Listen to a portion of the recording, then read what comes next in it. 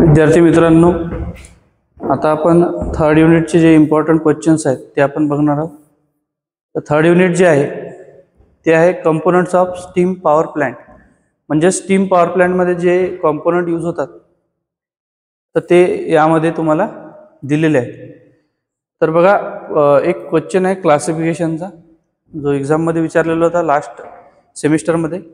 Classify the boiler according to relative position of flow of water and hot gases. म्हणजेच काय की तुम्हाला इथं बॉयलरचं क्लासिफिकेशन विचारलं होतं. आता हे डिटेल क्लासिफिकेशन जे आहे ते मी नोट्समध्ये तुम्हाला दिलेलं आहे, पण लास्ट एक्झाममध्ये जो क्वेश्चन विचारला होता त्याचा आन्सर आपण बघणार आहोत.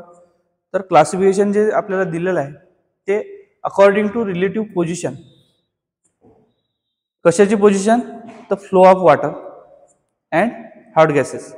हॉट गॅसेस आणि वॉटर हे फ्लो कसं होते किंवा कोणत्या पद्धतीनं फ्लो होते, तर त्यानुसार त्याचं क्लासिफिकेशन करायचं आहे. तर त्यामध्ये दोन टाईप आहेत. एक आहे natural circulation of boiler. Natural circulation boiler म्हणजे काय की त्यामध्ये वॉटरचा फ्लो आणि हॉट गॅसेसचा फ्लो दोन्हीही नॅचरली होणार, म्हणजे आपल्याला एक्सटर्नल सोर्स वगैरे लावायची गरज पडणार नाही.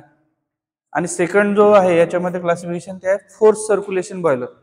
फोर्स सर्क्युलेशन बॉयलर म्हणजे काय की त्या बॉयलरमध्ये आपल्याला वॉटरचा फ्लो आणि हॉट गॅसेसचा फ्लो जो आहे तो फ्लो व्यवस्थित होण्यासाठी आपल्याला एक्सटर्नल सोर्सची गरज पडेल. म्हणजे पंपची गरज पडेल वॉटर फ्लो करण्यासाठी, किंवा हॉट गॅसेस फ्लो होण्यासाठी आपल्याला फॅनची गरज पडेल. तर हे अशा प्रकारे relative position of flow of water and hot gas याप्रमाणे दोन क्लासिफिकेशन आहेत. नंतर पोझिशन ऑफ फर्नेस याप्रमाणे आपल्याला क्लासिफिकेशन विचारलेलं आहे. तर फर्नेस कुठं आहे? तर फर्नेस जर समजा बॉयलरच्या आतमध्ये असेल म्हणजे कन्स्ट्रक्शनच्या, तर इंटरनली फायर्ड बॉयलर, म्हणजे बॉयलरच्या आतमध्ये आहे म्हणून इंटरनली फायर्ड बॉयलर. आणि जर फर्नेस ही बॉयलरच्या बाहेर असेल म्हणजे स्ट्रक्चरच्या बाहेर असेल तर त्याला म्हटलेलं आहे एक्सटर्नली फायर्ड बॉयलर. अशा प्रकारे क्लासिफिकेशन आहे. दोन जर लिहिले आपण इथं तर आपल्याला त्याचा 1 मार्क मिळेल. म्हणजे 1 मार्क आणि 1 मार्क असे 2 मार्क्ससाठी तुम्हाला हा क्वेश्चन विचारलेला होता. नंतर next Dalton law of partial pressure. यावरती पण भरपूर वेळेस क्वेश्चन विचारला जातो. यामध्ये 2 मार्क्स जे आहे ते लॉचे आहेत आणि 2 मार्क्स या डायग्रामचे आहेत. तर Dalton law of partial pressure म्हणजेच काय की जे काही कंडेन्सर प्रेशर आहे, टोटल कंडेन्सर प्रेशर, तर टोटल कंडेन्सर प्रेशर हे काय, तर it is the sum of mixture of air and steam. म्हणजेच काय की कंडेन्सरमध्ये स्टीम सोबत एअर पण जाणार आहे, म्हणून स्टीम आणि एअर या दोघांचं प्रेशरची ॲडिशन म्हणजेच काय होईल ते कंडेन्सर प्रेशर. तर याला जर मॅथमॅटिकली जर बघायचं झालं तर कंडेन्सर प्रेशर जे आहे ते म्हणजे काय, pressure of mixture. Condenser pressure म्हणजेच काय झालं, तर it is a pressure of mixture.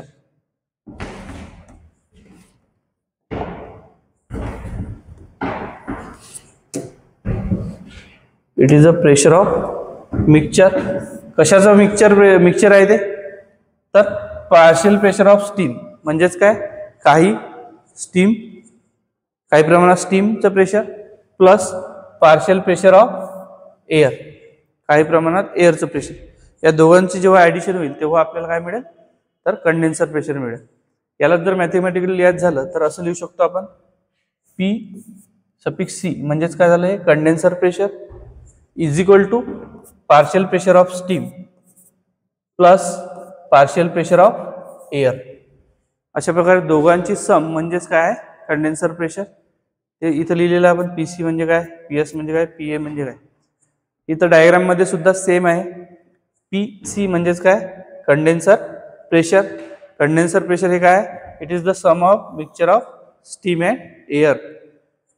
म्हणजे याला जर आपण असं डायग्राम थ्रू बघितलं तर इज इक्वल टू काय, तर पार्शियल प्रेशर ऑफ स्टीम म्हणजे P S plus partial pressure of air म्हणजे पी ए. या दोघांची सम मिळून काय झालं, तर कंडेन्सर प्रेशर तयार झालं. तर हे जे आहे हे डाल्टन्स लॉ हा जो आहे याच्यामध्ये विचारलेला आहे, Dalton's law of partial pressure. हा क्वेश्चन भरपूर वेळेस विचारला जातो आणि इझी आहे, इझिली तुम्ही त्याला सॉल्व्ह करू शकता. नंतर इम्पल्स टर्बाईन जे आहे, इम्पल्स टर्बाईन यावरती क्वेश्चन विचारला जातो. तर इम्पल्स टर्बाईन जे आहे याची तुम्हाला एक डायग्राम काढायची आहे आणि याला एक्सप्लेन करायचं आहे. अशा प्रकारे तुम्हाला डायग्राम काढल्यानंतर 2 मार्क्स भेटतील आणि एक्सप्लेनेशनचे 2 मार्क्स. तर ही जे डायग्राम आहे यामध्ये बघा हे ब्लेड्स आहेत. हे काय ब्लेड आहे, म्हणजे त्याचं कट सेक्शन आपल्याला दिलेलं आहे. इथं टर्बाईन जे आहे, टर्बाईनच्या आतमध्ये ब्लेड असतात, तर त्याचं हे ब्लेड आहे. त्याला जर आपण फ्रंट व्ह्यूने बघितलं तर आपल्याला ते अशा प्रकारे दिसते. तर हे जे आहेत हे ब्लेड्स आहे आणि हे जे आहे मूव्हिंग ब्लेड आहे, म्हणजे हे रोटेट होणार आहे. आणि याच्या बाजूला इथं हे जे आपल्याला दिसत आहे हे आहे नोझल. इथं हे जे आहे हे काय नोझल. आता नोझलमध्ये काय होणार आहे, जे बॉयलरमध्ये आपण स्टीम तयार केली होती ती स्टीम इथं नोझलमध्ये येईल आणि त्या स्टीमचं प्रेशर खूप जास्त असतं. आणि अशा वेळेस जेव्हा ते नोझलमध्ये येते तर नोझलमध्ये आल्यानंतर त्या स्टीमचं प्रेशर कमी होते आणि व्हेलॉसिटी वाढते. ही गोष्ट तुम्हाला लक्षात ठेवायची आहे. जेव्हा नोझलमध्ये स्टीम येईल तर नोझलमधून जशी ती पास होईल तर पास होताना त्या स्टीमचं प्रेशर कमी होईल आणि व्हेलॉसिटी वाढेल. तीच व्हेलॉसिटी काय होणार आहे, इथं हे जे ब्लेड्स आहेत या ब्लेड्सला रोटेट होण्यासाठी उपयोगात पडणार आहे. म्हणजे अशा प्रकारे नोझल आणि मूव्हिंग ब्लेड हे तुम्हाला इम्पल्स टर्बाईनमध्ये ड्रॉइंग काढायची आहे.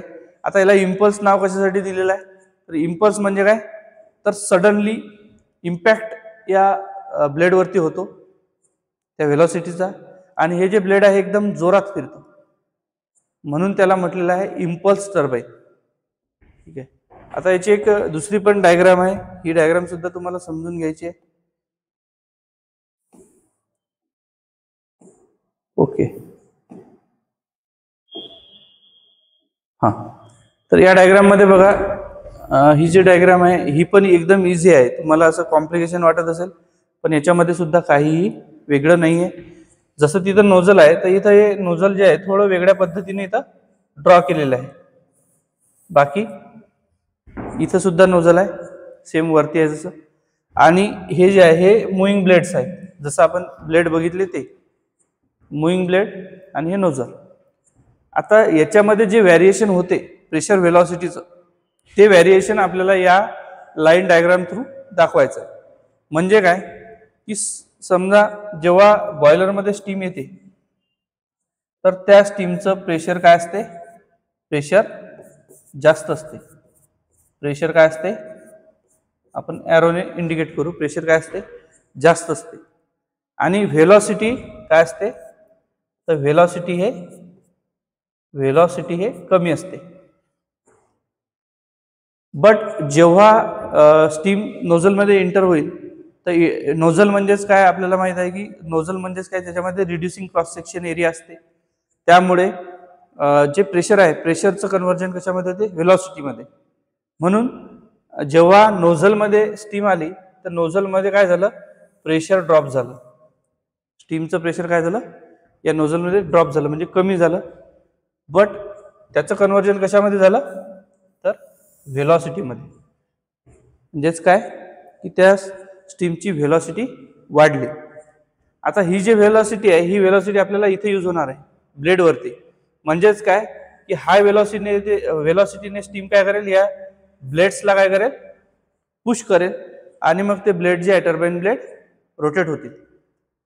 म्हणजेच इथं काय होईल, मग इथं व्हेलॉसिटी यूज होईल आणि व्हेलॉसिटी यूज झाल्यामुळे व्हेलॉसिटी इथं कमी होईल. आणि जे प्रेशर आहे प्रेशरमध्ये जास्त व्हेरिएशन इथं होणार नाही. व्हेरिएशन का होणार नाही, कारण हे जे ब्लेड्स आहेत हे सेम शेप आहे, यामध्ये reducing cross section area nozzle सारखं नाही आहे. नोझल जर असते तर तिथं प्रेशर तिथं कमी झालं असतं, पण इथं ब्लेड जे आहे ते सेम शेपचे असल्यामुळे जे स्टीम आहे ते विदाउट प्रेशर ड्रॉप ही समोर चालली जाईल. तर अशा प्रकारे हे जे आहे तर ही डायग्राम सुद्धा एक्झाममध्ये तुम्हाला काढायची आहे, म्हणजे इम्पल्स टर्बाईन सोबत. या डायग्रामला म्हणतात variation of pressure and velocity of steam in simple impulse turbine. म्हणजे एक्झाममध्ये तुम्हाला असं पण विचारू शकता की इम्पल्स टर्बाईनची व्हेलॉसिटी डायग्राम सुद्धा काढा, स्पेशल व्हेलॉसिटी व्हेरिएशन डायग्राम काढा. तर त्यावेळेस तुम्हाला ही डायग्राम म्हणजे आवश्यक आहे काढायला. ठीक आहे. तर त्याचं वर्किंग वगैरे जे आहे ते मी तुम्हाला सांगितलं, तेच तुम्हाला त्यामध्ये लिहायचं आहे.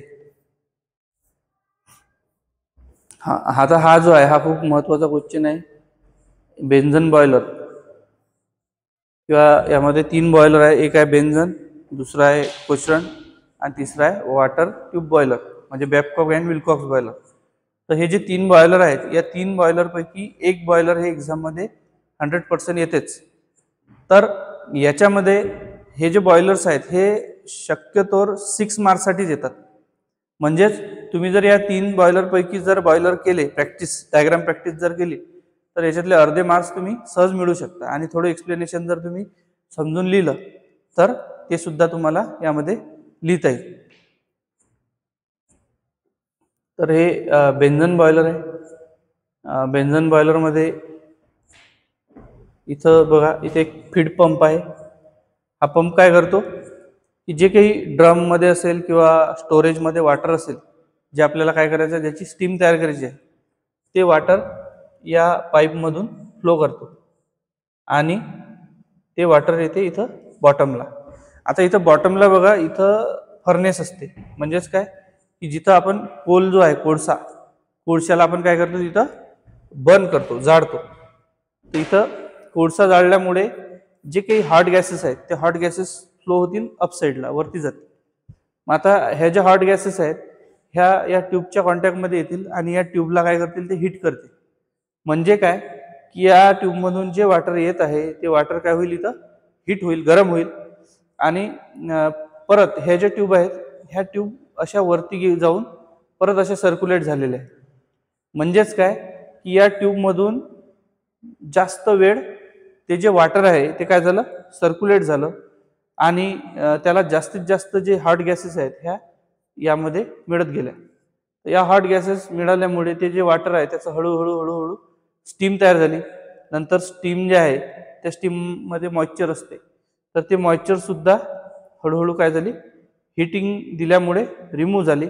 आणि मग अशी जे स्टीम आहे ते स्टीम प्राईम मूव्हरला म्हणजेच टर्बाईनला पाठवल्या गेली. तर अशा प्रकारे एकदम सिंपल डायग्राम, पण एकदम काही कठीण नाही आहे.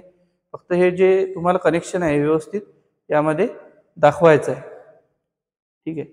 नंतर आता इथं सुद्धा ट्यूब आहे. जे ट्यूब काय होत आहे, तर बॉयलरमधून इकडे आलेले आहे. म्हणजे काय की जे काही हीट कोळशातून तयार झालेले आहे ते हीट काही प्रमाणात इथे यूज होईल, काही प्रमाणात इथे यूज होईल, काही प्रमाणात इथं होईल. आणि मग राहिलेली हीट जे आहे ते जे वॉटर आपण इथं पाठवलं बॉटमला, तर त्याला थोडं ते काय करेल, हीट करेल. म्हणजे ज्याच्यामुळे इथं हिटिंग त्याची इझी होईल. आणि मग नंतर राहिलेला हॉट गॅसेस इथं हे जे आहे तर एअर प्रीहीटर आहे. म्हणजे काय की आता हे फर्नेसमध्ये आपल्याला बघा इथून कनेक्शन दिलेलं आहे एअरचं. म्हणजे हवा जी आहे ती आतमध्ये आपल्याला द्यावी लागते. एअर म्हणजेच काय की त्यामध्ये ऑक्सिजन असते आणि ऑक्सिजनमुळे कोळसा हा चांगल्या प्रकारे जळतो. मग आता एअरच जर द्यायची आहे तर एअर बाहेरची कोल्ड एअर न देता आपण काय केलं, तर ती एअर इथून एअर प्रीहीटर मधून पाठवली. म्हणजे इथे एअर प्रीहीटरमध्ये जे राहिलेली हीट होती कोळशाची बर्न केल्यानंतर, ते हीटने काय केलं, त्या एअरला गरम केलं आणि मग ती गरम झालेली एअर इथं यूज झाली. म्हणजे ज्याच्यामुळे बर्निंग जे आहे ते चांगलं होईल. अशा प्रकारे एकदम म्हणजे सिंपल डायग्राम आहे याची. आणि यामध्ये तुम्हाला ही डायग्राम जर काढली तर याचे 6 जे मार्क्स आहेत 6 पैकी तुम्हाला 3 मार्क्स भेटू शकतात. काही वेळेस तर फक्त डायग्राम ही 4 मार्क्सला विचारलं जाते. म्हणजे फक्त डायग्राम काढायची असते, त्याचे सुद्धा तुम्हाला 4 मार्क्स भेटून जातील. ठीक आहे. हे कन्स्ट्रक्शन आहे त्याचं. नंतर वर्किंग आहे, हे आपण नोट्समध्ये तुम्हाला दिलेलंच आहे. याचा डिफरन्स विचारला जातो एक्झाममध्ये इम्पल्स टर्बाईन आणि रिॲक्शन टर्बाईनचा. तर 6 मार्क्सला जर विचारला तर 6 पॉईंट्स लिहायला लागतील. 4 मार्क्सला जर विचारला तर 4 पॉईंट्स लिहायला लागतील. 4 पॉईंटचे तुम्हाला पूर्ण 4 मार्क्स यामध्ये भेटत असतात. यामध्ये कुठलेही मार्क्स तुमचे कट होत नाही जर तुम्ही व्यवस्थित पॉईंट जर लिहिले तर. इम्पल्स टर्बाईन जे आहे तर आपण मगाशी बघितलं की याच्यामध्ये नोझलचा यूज होतो आणि फ्लो होत असताना मुव्हिंग ब्लेडवरती फ्लो होत असताना प्रेशर जे आहे ते काय राहते, कॉन्स्टंट राहते. फक्त प्रेशर व्हॅरी कुठे होते, नोझलमध्ये. असा एक पॉईंट तुम्ही इथे लिहू शकता. रिॲक्शन टर्बाईनमध्ये स्टीम जे आहे हे नोझलमध्ये पण एक्सपांड होते आणि मुव्हिंग ब्लेडमध्ये. म्हणजे रिॲक्शन टर्बाईनमध्ये ब्लेडसुद्धा नोझलचं काम करतात, त्याच्यामुळे दोन्ही ठिकाणी त्याचं एक्सपान्शन होत असते स्टीमचं. याच्यामध्ये जर आपण बघितलं तर जे टर्बाईनचे ब्लेड्स असतात हे रोटर ब्लेड जे आहे हे याचं जर आपण डायग्राम जर बघितली तर एकदम सिंपल आहे. कप शेप असतात, हे कपच्या शेपसारखे ब्लेड असतात. आणि इथं जर बघितलं आपण रिॲक्शन टर्बाईनमध्ये तर इथं जे ब्लेड आहेत ते एरोफाईल शेपचे असतात. एरोफाईल म्हणजे इथं आपण बघू शकतो हा जो ब्लेडचा शेप आहे हा अशा प्रकारे एरोफाईल, म्हणजेच की समोरच्या एंडला तो तिथं क्रॉस सेक्शन एरिया त्याचा कमी झालेला आहे दोन ब्लेडमधला. म्हणजे नोझल सारखे ते दोन ब्लेड तिथं तयार होतात. म्हणजेच तिथं प्रेशर व्हेरिएशन किंवा व्हेलॉसिटी व्हेरिएशन तिथं त्यामध्ये त्या ब्लेडमुळे होऊ शकते. ही डायग्राम जर काढली तर डायग्रामचे वेगळे पण पॉईंट भेटतील तुम्हाला, मार्क्स भेटतील. आणि सेंटेन्स लिहिलं तर सेंटेन्सचे वेगळे मार्क्स भेटतील. इथं लेस स्पेस रिक्वायर्ड आहे इम्पल्स टर्बाईनमध्ये. इथं जो रिॲक्शन टर्बाईन आहे यामध्ये मुव्हिंग ब्लेड, फिक्स ब्लेड असे खूप सारे ब्लेड असतात, त्यामुळे इथं मोर स्पेस म्हणजे जास्त स्पेसची गरज असते. इथं व्हेलॉसिटी जी आहे स्टीमची इम्पल्समध्ये जास्त असते. जसं मी म्हटलं तुम्हाला की इम्पल्स फोर्स तिथं होतो किंवा डायरेक्टली नोझलमधून स्टीम हे मुव्हिंग ब्लेडवरती जाते, म्हणून त्याच्यामुळे व्हेलॉसिटी खूप जास्त असते. आणि इथं व्हेलॉसिटी काय असते तर इथं स्पीड जे आहे हे मेंटेन ठेवलेली असते किंवा आपण म्हणतो की रेग्युलर स्पीड असते. म्हणजे जास्त जोरात इथं ब्लेड फिरत नाही, तर कॉन्स्टंट स्पीडमध्ये फिरतात. नंतर सेम पॉवरसाठी लेस नंबर ऑफ स्टेजेसची गरज आहे. म्हणजे जास्त ब्लेड आपल्याला लावायची गरज नाही इम्पल्स टर्बाईनमध्ये. इथं आपल्याला जास्त स्टेज म्हणजे जास्तच ब्लेड आपल्याला तिथं यूज करावं लागतं. हे स्मॉल पॉवर जनरेशनसाठी यूज होते इम्पल्स टर्बाईन. आणि रिॲक्शन टर्बाईन हे मिडियम किंवा हाय पॉवर जनरेशनसाठी याचा यूज केला जातो. नंतर नेक्स्ट आहे कंपाऊंडिंग. कंपाऊंडिंग म्हणजे की जसं मी तुम्हाला सांगितलं रिॲक्शन टर्बाईनमध्ये कंपाऊंडिंग असते. याच्यामध्ये खूप सारे ब्लेड असतात, moving blade, fix blade, moving blade, fix blade. टर्बाईनवरती एका शाफ्टवरती ते लावलेले असतात. मग अशा वेळेस ही जी कंपाऊंडिंग आहे तर ही काय होते की बा त्याच्यामुळे आपल्याला रोटरची स्पीड जी आहे ते कॉन्स्टंट भेटत असते. तर याच्या काही मेथड्स आहेत कंपाऊंडिंगच्या, त्या विचारल्या जातात एक्झाममध्ये. तर त्याची मेथड जी आहेत तर एक आहे व्हेलॉसिटी कंपाऊंडिंग, दुसरे आहे प्रेशर कंपाऊंडिंग आणि तिसरे आहे प्रेशर व्हेलॉसिटी कंपाऊंडिंग. आता व्हेलॉसिटी कंपाऊंडिंग जे आहे याच्यावरती क्वेश्चन विचारला होता.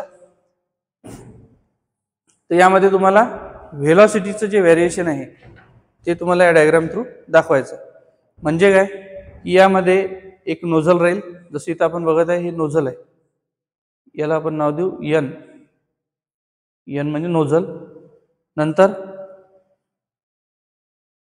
हे जे आहे येलो कलरमध्ये हे आहे मुव्हिंग ब्लेड, नंतर हे आहे फिक्स ब्लेड आणि परत हे आहे मुव्हिंग ब्लेड. म्हणजे काय की अशा प्रकारे सिरीजमध्ये काय केलेलं असतात, कंपाऊंड केलेलं असतात टर्बाईन ब्लेड. तर नोझलच्या नंतर मुव्हिंग ब्लेड आहे, म्हणजे नोझलमध्ये जे स्टीम इंटर होणार आहे तिचं व्हेलॉसिटी वाढेल आणि व्हेलॉसिटी वाढली की हे ब्लेड मूव्ह होईल. नंतर त्यामधून जे स्टीम आहे हे फिक्स ब्लेडला जाईल. फिक्स ब्लेड काय करेल तर ते जे स्टीम या डायरेक्शनमध्ये आलेली आहे तिला डायरेक्शन देईल फक्त. म्हणजे डायरेक्शन द्यायचं काम हे फिक्स ब्लेड करतील. बाकी प्रेशर व्हेलॉसिटी जे काही आहे त्याच्यामध्ये कुठल्याही प्रकारचं व्हेरिएशन इथं होणार नाही, इथं सुद्धा होणार नाही.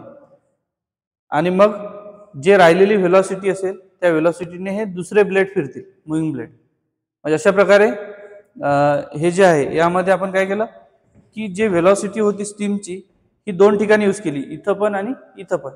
म्हणजे आपण जर एकच ब्लेड वापरलं असतं तर काय झालं असतं, ती व्हेलॉसिटी पूर्ण युटिलाइज झाली नसती आणि काही व्हेलॉसिटी वेस्ट गेली असती. तर त्यासाठी कंपाऊंडिंग इथं केलेली आहे. याची जे डायग्राम आहे व्हेरिएशनची, प्रेशर व्हेलॉसिटी व्हेरिएशनची, तर त्या डायग्राममध्ये आपल्याला ते आणखी समजून घ्यायचं आहे की नोझलमध्ये काय होते, तर जेव्हा टर्बाईनमध्ये नोझलमध्ये स्टीम येते त्यावेळेस त्याचं प्रेशर जास्त असते, ठीक आहे. पण नोझलमधून जाताना नोझलमध्ये त्याचं प्रेशर काय होते, कमी होते. सेम टाइम काय होत आहे, प्रेशर कमी झालं की व्हेलॉसिटी वाढते. म्हणजे नोझलमध्ये काय झालं, स्टीमचं प्रेशर कमी झालं आणि व्हेलॉसिटी वाढली. आता ही जी व्हेलॉसिटी वाढलेली आहे, या व्हेलॉसिटीने काय होईल, हे मुव्हिंग ब्लेड फिरतील, रोटेट होतील.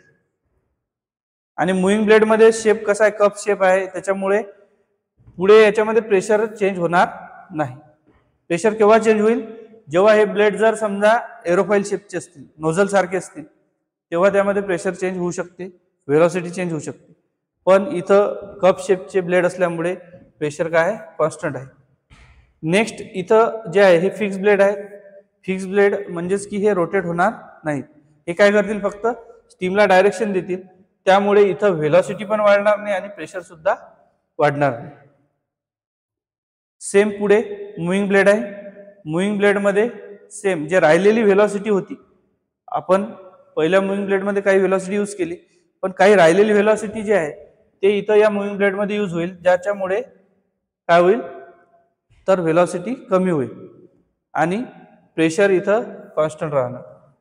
अशा प्रकारे ही डायग्राम तुम्हाला यामध्ये काढायची आहे. कंपाऊंडिंगमध्ये कोणती कंपाऊंडिंग आहे, तर हे लक्षात ठेवायचं आहे, व्हेलॉसिटी कंपाऊंडिंग. कारण याच्यामध्ये आपण पूर्ण व्हेलॉसिटीचा काय केला, इथं यूज केला. आता जशी व्हेलॉसिटी कंपाऊंडिंग आहे तशीच आणखी प्रेशर कंपाऊंडिंग आहे. हे आपण जसं मी तुम्हाला सांगितलं की क्लासिफिकेशन आहे बॉयलरचं, हे काही एक्सप्लेन करायची गरज नाही, तुम्ही क्लासिफिकेशन रीड करून लिहू शकता. नंतर कंडेन्सरचं फंक्शन सांगितलेलं आहे यामध्ये. कंडेन्सरचं फंक्शन काय आहे, तर लो प्रेशर मेंटेन ठेवणे. कंडेन्सरमध्ये जर लो प्रेशर राहिलं तर ते स्टीमचं सर्क्युलेशन हे व्यवस्थित होईल. म्हणून फर्स्ट फंक्शन काय आहे, तर हे लक्षात ठेवायचं आहे की low pressure maintain, low pressure maintain. First function of condenser हे 2 मार्क्ससाठी विचारलं जाते एक्झाममध्ये, लो प्रेशर मेंटेन. ओके, हा फर्स्ट पॉईंट झाला. दुसरं काय लक्षात ठेवायचं आहे, तर कंडेन्सरमध्ये बघा, जे स्टीम टर्बाईनमधून येते तर त्या स्टीमला थंड केलं जाते आणि त्याचं वॉटर तयार केलं जाते. म्हणजेच काय की ते जे स्टीमपासून वॉटर जे तयार होते ते क्लीन असते, त्याच्यामध्ये कुठल्याही प्रकारचं इम्प्युरिटी नसते किंवा कचरा नसते. मग असं जे प्युअर वॉटर आहे, प्युअर वॉटर काय करणे, प्युअर वॉटर सप्लाय करणे, कशाला, बॉयलरला. दुसरं फंक्शन काय आहे कंडेन्सरचं, pure water supply to boiler. Okay, तर असे 2 फंक्शन तुम्ही लिहिले तर तुम्हाला 2 मार्क्स भेटू शकतात. हा सुद्धा क्वेश्चन 2 मार्क्ससाठी विचारला जातो.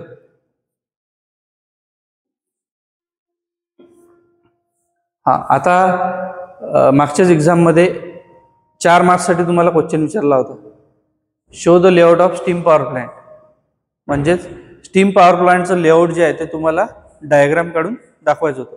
याचे पूर्ण तुम्हाला मार्क्स म्हणजे डायग्राम जर काढली तर भेटतात. आणि जर तुम्हाला कॉम्पोनंट जर एक्सप्लेन करायला सांगितले तर थोडं थोडं त्यामध्ये तुम्ही बॉयलर म्हणजे काय, टर्बाईन म्हणजे काय, कंडेन्सर म्हणजे काय, हे थोडं त्यामध्ये लिहून ते एक्सप्लेन करू शकता जेव्हा तुम्हाला एक्सप्लेन करायला सांगितलं त्यावेळेस. ठीक आहे, जर डायग्रामच जर काढायला सांगितली तर तुम्ही सिम्पली ही डायग्राम जर काढली तर त्याचे पूर्ण मार्क्स तुम्हाला भेटत असतात.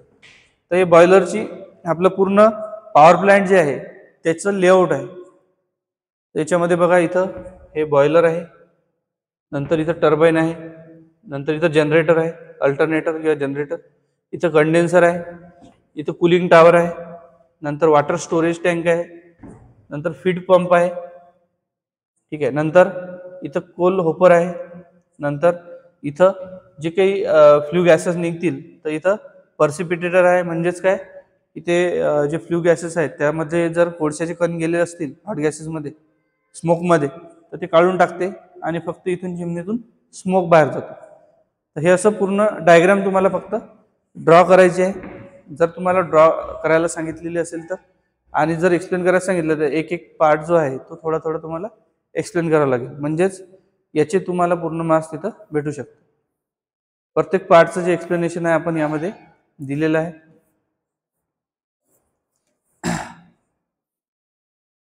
आता काही वेळेस बघा तुम्हाला कन्फ्यूज करण्यासाठी काही वेगळ्या प्रकारे क्वेश्चन विचारले जातात. जसं की एक पॉवर प्लॅन्ट आहे हॅव्हिंग ज्याची कॅपॅसिटी 660 मेगावॅट आहे. तर तुम्हाला तो इन्स्टॉल करायचा आहे, पण तुमच्याकडे वॉटर अवेलेबिलिटी काय आहे, कमी आहे, लिमिटेड आहे. So the type of cooling tower required. मग त्यासाठी तुम्हाला कोणता कुलिंग टॉवरची गरज पडेल तर हे तुम्हाला इथं विचारलेलं आहे. म्हणजे हा जो आहे अप्लिकेशन बेस्ड समजा क्वेश्चन आहे, किंवा तुम्हाला जे तुम्ही स्टडी केलं तर ते तुम्ही कुठं अप्लाय करू शकता. कोण्या ठिकाणी तुम्ही बॉयलर ते यूज करू शकता, किंवा कोण्या ठिकाणी कुलिंग टॉवर कोणतं यूज करू शकता. तर हे तुम्ही जेव्हा समजून घेता त्यावेळेस तुम्हाला ते लक्षात राहते. तर याच्यामध्ये काय म्हटलेलं आहे की कोणतं कुलिंग टॉवर तिथं तुम्ही यूज करणार जिथं वॉटरचे